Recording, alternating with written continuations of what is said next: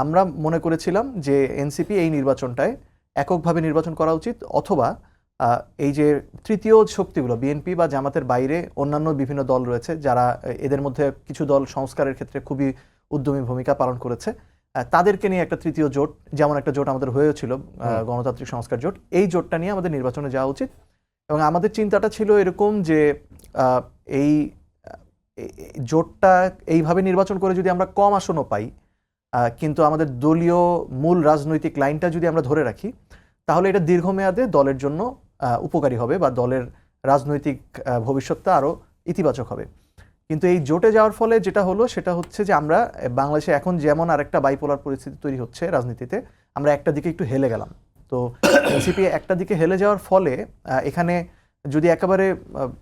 যদি বলি যে আওয়ামী লীগের আবার ফিরে আসার পথটাও কিছুটা এই সিদ্ধান্তের মাধ্যমে সুগম হলো কোন অর্থে বলছি, সেটা হচ্ছে যে বাংলাদেশে